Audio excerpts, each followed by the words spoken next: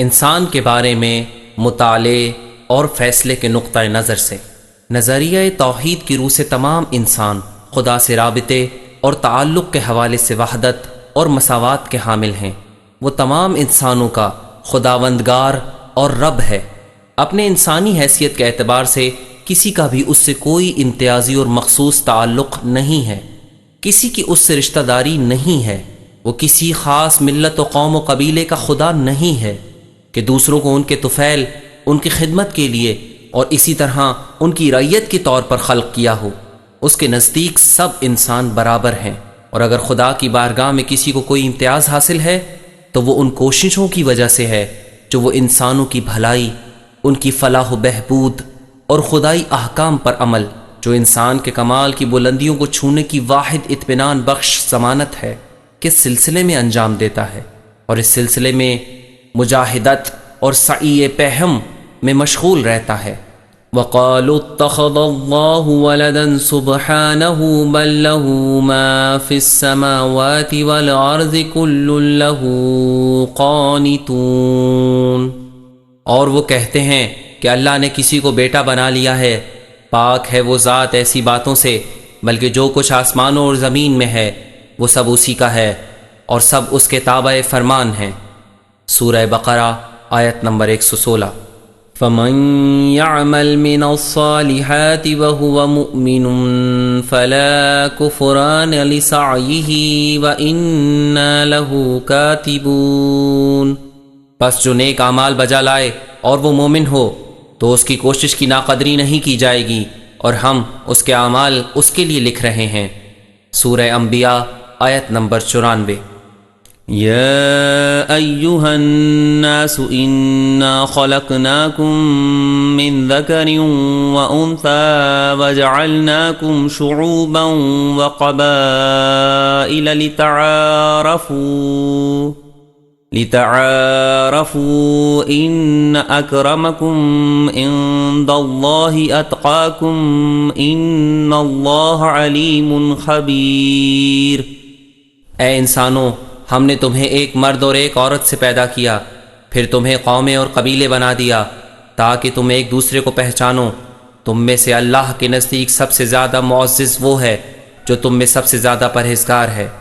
یقیناً اللہ خوب جاننے والا باخبر ہے۔ سورہ حجرات آیت نمبر 13۔ اس سے مراد یہ بھی ہے کہ تمام انسان اپنی خلقت اور انسانیت میں بھی وحدت اور برابری کے مالک ہیں۔ انسانیت وہ واحد عنصر ہے جو تمام افراد بشر میں یکساں اور مساوی طور پر موجود ہے۔ معاشرے کے مختلف طبقات سے تعلق رکھنے والے انسان مختلف خداؤں کی مخلوق نہیں ہیں، جس کی وجہ سے ان کی خلقت کا خمیر بھی مختلف ہو، اور نتیجے کے طور پر ان کے درمیان ایک ناقابل عبور حد بندی پائی جاتی ہو، یا بالائی طبقہ ایلیٹ کلاس کا خدا نچلے طبقے لوअر کلاس کے خدا سے زیادہ طاقتور اور بڑا ہو۔ نہیں، تمام انسان ایک ہی خدا کی مخلوق ہیں، اور سب اپنے بنیادی جوہر اور ماہیت میں یکساں ہیں۔ یا ایہا الناس اتقوا ربکم الذی خلقکم من نفس واحدہ۔ اے لوگو، اپنے رب سے ڈرو جس نے تم سب کو ایک نفس سے پیدا کیا۔ سورہ نساء آیت نمبر 1۔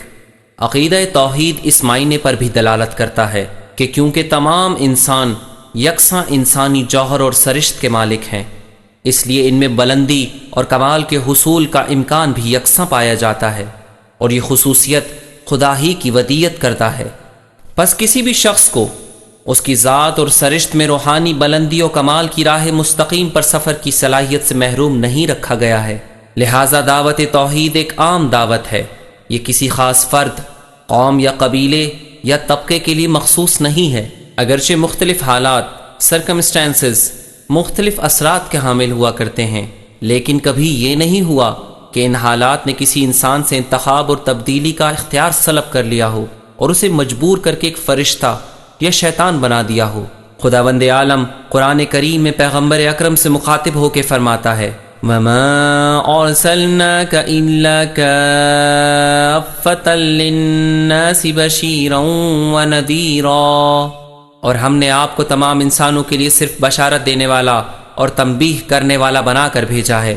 سورہ سبا آیت نمبر 28۔ نیز فرماتا ہے وَأَرْسَلْنَاكَ لِلنَّاسِ رَسُولًا، اور ہم نے آپ کو لوگوں کی طرف رسول بنا کر بھیجا ہے، سورہ نساء آیت نمبر 79۔ نیز ارشاد الہی ہے يا أيها الناس قد جاءكم برهان من ربكم وأنزلنا إليكم نورا مبينا فأما الذين آمنوا بالله واعتصموا به فسيدخلهم في رحمة منه وفضل ويهديهم إليه صراطا مستقيما۔ اے لوگو، تمہارے پاس تمہارے رب کی طرف سے واضح دلیل آ چکی ہے، اور ہم نے تمہاری طرف روشن نور بھی نازل کر دیا ہے، بس جو لوگ اللہ پر ایمان لائے اور اس سے وابستہ ہوئے، انہیں وہ اپنی رحمت اور فضل میں داخل کرے گا اور انہیں اپنی طرف آنے کا سیدھا راستہ دکھائے گا، سورہ نساء آیت نمبر 174 اور 175۔ عقیدہ توحید سے ایک مفہوم یہ بھی حاصل ہوتا ہے کہ تمام انسان غیر خدا کی غلامی اور بندگی کی قید سے آزاد ہیں، اور اس سے مراد یہ ہے کہ انسان صرف اور صرف خدا کی عبادت اور بندگی کے پابند ہیں۔ ایسے انسان جو خدا کے سوا کسی اور کی کسی بھی قسم کی فکری، ثقافتی، اقتصادی، سیاسی غلامی اور بندگی کا شکار ہوں، اگر عبادت اور بندگی کے وسیع مفہوم کو پیش نظر رکھا جائے تو وہ اپنی ہی طرح کے انسانوں کی غلامی اور بندگی میں گرفتار ہیں۔ ان لوگوں نے خدا کے ہمتا اور رقیب بنا لیے ہیں۔ توحید اس طرز زندگی کی نفی کرتی ہے، انسان کو صرف خدا کا بندہ قرار دیتی ہے، اور اسے ہر اس انسان، نظام اور کلی طور پر اس پر مسلط شدہ ایسے ہر عامل سے آزاد کراتی ہے جو اس کی زندگی میں خدا کی جگہ، مرکز و محور کی حیثیت اختیار کر گیا ہو۔ پس توحید کے معنی یہ ہیں کہ انسان صرف اور صرف خدا کی فرما روائی قبول کرے اور خدا کے سوا ہر کسی کی فرما روائی کو مسترد اور اس کا انکار کرے، خواہ وہ کسی بھی رنگ، صورت اور لباس میں ہو۔ ان الحکم الا للہ امر الا تعبدوا الا ایاہ ذلک الدین القیم۔ اقتدار تو صرف اللہ ہی کا ہے، اس نے حکم دیا ہے کہ اس کے سوا کسی کی بندگی نہ کرو، یہی مستحکم اور سیدھا دین ہے، سورہ یوسف آیت نمبر 40۔ وَقَضَى رَبُّكَ أَلَّا تَعْبُدُوا إِلَّا إِيَّاهُ، اور آپ کے پروردگار کا فیصلہ ہے کہ تم اس کے سوا کسی کی بندگی نہ کرنا، سورہ بنی اسرائیل آیت نمبر 23۔ اس بنیاد پر اس کے معنی انسان کو اہمیت اور تکریم دینا ہے۔ انسان اس قدر عظمت اور بزرگی کا مالک ہے کہ انتہائی پست بات ہوگی اگر وہ خدا کے سوا کسی اور کے سامنے عز و نیاز اور بندگی کا اظہار کرے۔ صرف اسی کی ہستی مطلق، اسی کا کمال مطلق اور اسی کی زیبائی مطلق اس بات کی حقدار ہے کہ انسان اس کی حمد و ثنا کرے اور اس کے حضور عشق و عقیدت اور عز و نیاز کا اظہار کرے۔ اس عظمت کے سامنے تسلیم ہونا خود عظمت کا ایک مرتبہ ہے۔ اس ذات متعال کے سوا کسی کو اور کسی شے کو یہ مرتبہ حاصل نہیں کہ انسان اس کی حمد و ثنا کرے۔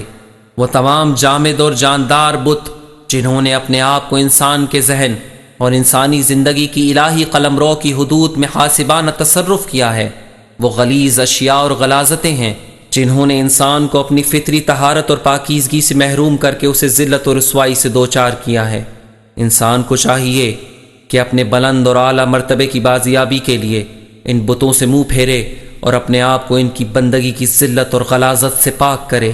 مادیت پر مبنی انسان دوستی کا کوئی بھی نظریہ انسان کی عظمت، احترام اور اس کے مقام کو اس اچھے انداز اور گہرائی کے ساتھ پیش نہیں کر سکتا ہے جس طرح اسے اسلام نے پیش کیا ہے۔ فاجتنبوا الرجس من الأوثان فاجتنبوا قول الزور حنفاء لله غير مشركين به ومن يشرك بالله فكأنما خر من السماء فتخطفه الطير أو تهوي به الريح في مكان سحيق۔ بس تم لوگ ناپاک بتوں سے اجتناب کرتے رہو اور لغو اور محمل باتوں سے پرہیز کرو، اللہ کے لیے مخلص اور باطل سے قطرا کر رہو اور کسی طرح کا شرک اختیار نہ کرو، اور جو کوئی اللہ کے ساتھ شریک ٹھہراتا ہے وہ گویا ایسا ہے جیسے آسمان سے گر گیا ہو، پھر یا تو اسے پرندہ اچک لیتا ہے یا ہوا اڑا کر کسی دور دراز جگہ پر پھینک دیتی ہے۔ سورہ حج آیت نمبر 30 اور 31۔ لا تجعل مع الله إلها آخر فتقعد مذموما مخذولا۔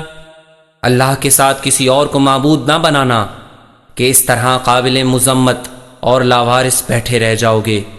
سورہ بنی اسرائیل آیت نمبر 22۔ ولا تجعل مع الله إلها آخر فتلقى في جهنم ملوما مدحورا۔ اور اللہ کے ساتھ کسی اور کو معبود نہ بنانا ورنہ ملامت اور ذلت کے ساتھ جہنم میں ڈال دیے جاؤ گے۔ سورہ بنی اسرائیل آیت نمبر 39۔ توحید یعنی انسانی زندگی میں وحدت اور یکجہتی۔ انسانی زندگی فکر اور عمل سے مرکب ہے۔ اگر ان دونوں میں سے کوئی ایک یا ان دونوں میں سے کسی کا کوئی ایک حصہ خدا مخالف مراکز اور قوتوں کے زیر اثر آ جائے، توحیدی ذہن غیر توحیدی حقیقت یا حقیقت توحیدی غیر توحیدی ذہنیت سے مخلوط مکس اپ ہو جاتی ہے، ایسے انسان کی زندگی میں دو رخا پن پیدا ہو جاتا ہے اور خدا کی عبودیت اور بندگی میں شرک کی آمیزش ہو جاتی ہے۔ اس صورت میں انسان گھڑی کی اس سوئی کی مانند ہو جاتا ہے جو باہر سے کسی مقناطیس کی لہروں سے متاثر ہو کر اپنا محور کھو بیٹھتی ہے۔ ایسا انسان اگر فوراً ہی اپنے فطری محور اور راہ کی طرف لوٹ کر نہ آئے تو بے راہ روی اور سرگردانی کا شکار ہو جاتا ہے، یعنی وہ اپنے درست فطری راستے اور صراط مستقیم سے منحرف ہو جاتا ہے۔ افتؤمنون ببعض الكتاب وتكفرون ببعض فما جزاء من يفعل ذلك منكم إلا خزي في الحياة الدنيا ويوم القيامة يردون إلى أشد العذاب۔ کیا تم کتاب کے ایک حصے پر ایمان رکھتے ہو اور ایک کا انکار کرتے ہو؟ پس تم میں سے جو ایسا کرے دنیاوی زندگی میں اس کی سزا رسوائی کے سوا اور کیا ہو سکتی ہے، اور ایسے لوگ آخرت میں سخت ترین عذاب کی طرف لوٹائے جائیں گے۔ سورہ بقرہ آیت نمبر 85۔ توحید یعنی انسان کا اپنے ارد گرد پھیلی ہوئی کائنات سے ہم آہنگ اور ہم قدم ہونا۔ اس وسیع و عریض کائنات میں خلقت کے بے شمار قوانین عمل اور رد عمل میں مصروف ہیں۔ کائنات کے چھوٹے سے چھوٹا ذرہ بھی ان قوانین کے دائرۂ عمل سے باہر نہیں ہے۔ خلقت کے قوانین اور سنتوں کی اسی ہم آہنگی اور ہم نوائی کی بنا پر کائنات میں ایک دل نشین نظم وجود میں آتا ہے۔ انسان بھی اس مجموعے کا ایک جز اور اس کے عام اور خاص قوانین کے تابع ہے، اور اس حال میں وہ دوسرے مظاہر کائنات کے لیے مقرر قوانین سے بھی متناسب اور ہم آہنگ ہے۔ لیکن انسان دوسرے موجودات کائنات کے برخلاف بلا چوں و چرا اپنی طبیعی اور فطری راہ پر گامزن ہے، ارادے اور انتخاب کی قوت کا مالک ہے۔ اس پر لازم ہے کہ وہ اپنی فطری اور طبیعی راہ کو اپنے آزادانہ انتخاب کے ساتھ طے کرے، اور یہی اس کی ترقی اور کمال تک پہنچنے کا راز ہے۔ اس کے معنی یہ ہیں کہ وہ اس فطری راہ سے انحراف بھی کر سکتا ہے۔ فمن شاء فلیؤمن ومن شاء فلیکفر۔ بس جس کا جی چاہے ایمان لے آئے اور جس کا جی چاہے کافر ہو جائے۔ سورہ کہف آیت نمبر 29۔ عقیدہ توحید انسان کو اس کے لیے مخصوص طبیعی اور فطری راستے کی پیروی کی دعوت دیتا ہے، جس میں وہ پوری کائنات سے ہم قدم ہے۔ انسان کو جو خود کائنات کا ایک بنیادی عضو ہے، کوشش اور عمل میں اس کائنات کے ساتھ جوڑتا ہے اور اس وسیع و عریض کائنات میں مطلق وحدت اور یکسوئی پیدا کرتا ہے۔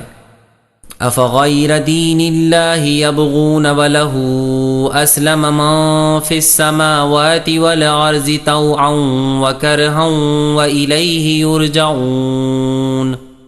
کیا یہ لوگ اللہ کے دین کے سوا کسی اور دین کے خواہاں ہیں، جبکہ آسمان اور زمین کی تمام مخلوقات برضا و رغبت یا بجبر و اکراہ اسی کی بارگاہ میں سر تسلیم خم کیے ہوئے ہیں، اور سب کو اسی کی بارگاہ میں واپس جانا ہے۔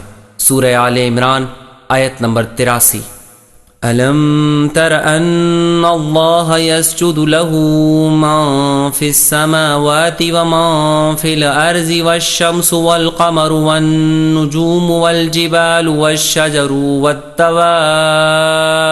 وكثير من الناس؟ کیا تم نے نہیں دیکھا کہ آسمانوں اور زمین میں جو کچھ ہے، نیز سورج، چاند، ستارے، پہاڑ، درخت، جانور اور بہت سے انسان اللہ کے لیے سجدہ کرتے ہیں؟ سورہ حج آیت نمبر 18۔